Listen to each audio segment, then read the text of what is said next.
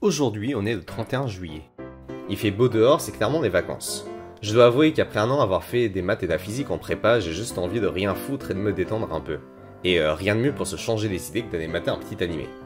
Madoka Magica? Ouais, ça a l'air mignon et sans prise de tête, c'est parfait. Le niveau mental du gosse, c'est à peu près, je pense, le même que moi pendant les écrits, et du coup, faut pas s'étonner que je me retrouve au chômage, là.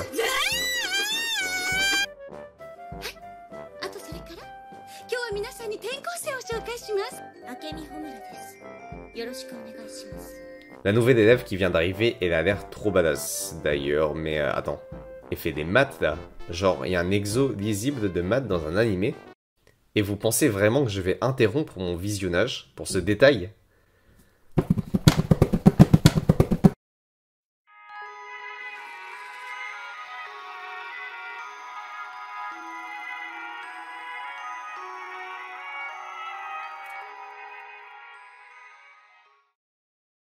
Akemi Homura est une élève qui vient d'être transférée dans l'école dénommée Mitakihara Chougakko, où sont scolarisés les protagonistes de cet animé.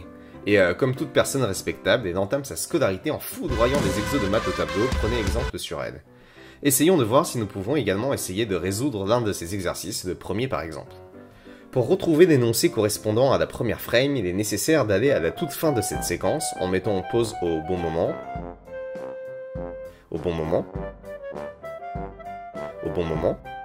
et en zoomant un peu sur le texte. Après quelques minutes de décryptage, voici approximativement l'énoncé. Merci Google Traduction. Soit f défini par f de x est égal à 4x plus racine de 4x carré moins 1 sur racine de 2x plus 1 plus racine de 2x moins 1, que vaut alors la somme f de 1 plus f de 2 plus etc. jusqu'à f de 60. Contrairement aux personnages dans l'anime, en tant que mathématicien responsable, nous devons tout d'abord vérifier que la fonction est bien définie dans le cadre de l'exercice.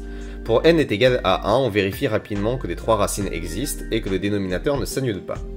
Sachant qu'il n'y a pas de problème pour les autres entiers supérieurs à n, la fonction est bien définie sur n étoiles. Même si ce n'est pas la rédaction optimale, on partira de la même idée que Akemi, c'est-à-dire poser une suite an définie par an est égal à racine de 2n moins 1. Terme apparaissant au dénominateur de la fonction. Ce qui est astucieux dans cette rédaction est qu'en effet on peut remarquer que an plus 1 vaut racine de 2n plus 1, terme qui apparaît également au dénominateur de la fonction. Ainsi on peut d'ores et déjà remplacer le dénominateur de la fonction par an plus 1 plus an. Si on pouvait écrire le numérateur en fonction de an et an plus 1, ça serait vraiment merveilleux. Spoiler, oui c'est possible. Suivons l'idée de Akemi pas à pas et commençons par calculer le produit an plus 1 fois an. En utilisant l'identité remarquable a moins b facteur de a plus b est égal à a carré moins b carré, on trouve que an plus 1 fois an est égal à la racine de 2n plus 1 fois 2n moins 1, qui vaut racine de 4n carré moins 1. Ce terme apparaît également dans la fonction d'origine, ce qui est bon signe.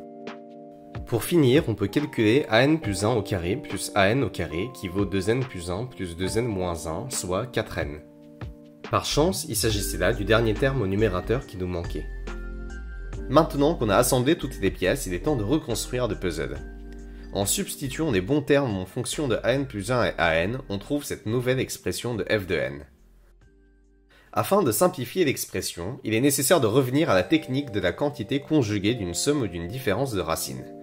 Lorsqu'on a une somme ou une différence de deux racines, la quantité conjuguée est la même expression mais en ayant changé de signe entre les deux racines. Merci Google. Le fait de multiplier le dénominateur par sa quantité conjuguée, soit an plus 1 moins an, va permettre de se débarrasser des racines carrées. Si vous n'en êtes pas encore persuadé, vous le verrez lorsque le calcul sera fait. L'astuce consistera donc à multiplier l'expression de f de n par an plus 1 moins an sur an plus 1 moins an, ce qui ne change rien à f puisque cela vaut 1. Akemi s'arrête malheureusement ici dans l'exercice, nous n'irons donc pas plus loin pour aujourd'hui. Merci d'avoir regardé la vidéo, à bientôt. Bien sûr, on va pas s'arrêter là parce qu'aucun mathématicien ne quitte son exercice à moitié entamé. En effectuant le calcul de an plus 1 plus an fois an plus 1 moins an, on trouve la valeur simplissime de 2. Il ne reste donc plus qu'à calculer le numérateur. Accrochez-vous, ça va être calculatoire. On commence par remplacer an plus 1 au carré plus an carré par 4n. On distribue maintenant de an plus 1 moins an au reste de l'expression. On remplace les expressions de an plus 1 au carré par 2n plus 1 et an au carré par 2n moins 1. Dans la partie de droite, on commence par tout développer, puis on factorise ce qu'on peut par 2n. On fait apparaître la différence an plus 1 moins an en faisant apparaître un moins devant. On factorise alors par an plus 1 moins an et la formule se simplifie grandement. On redéveloppe la partie de gauche et on rassemble les termes en an plus 1 et en an. On remarque alors que comme 2n plus 1 est égal à an plus 1 au carré et que 2n moins 1 est égal à an au carré, on trouve finalement que le numérateur vaut an plus 1 au cube moins an au cube. Voici donc la nouvelle expression de f de n trouvée grâce aux indications de notre protagoniste. F de n est égal à 1 demi de an plus 1 au cube moins an au cube. Vous vous dites sûrement qu'avec un calcul pareil pour un résultat aussi simple, il y avait sûrement une autre manière plus astucieuse de trouver le même résultat. Eh bien oui. En effet, si vous connaissiez la factorisation de x au cube moins y au cube, qu'on peut considérer comme étant une extension des identités remarquables usuelles, avec x est égal à n plus 1 et y est égal à an, on pouvait directement retrouver l'expression au numérateur. Il ne reste donc plus qu'à conclure. Revenons au problème de départ, c'est-à-dire évaluer la somme des f de n pour n entre 1 et 60.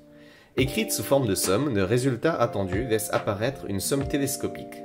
Pour ceux ne voyant pas de quoi il s'agit, voici les détails du calcul. On sépare la somme en deux, puis on fait le changement de variable k est égal à n plus 1 à gauche, puis on peut remettre n si cela nous conforte en termes de lecture.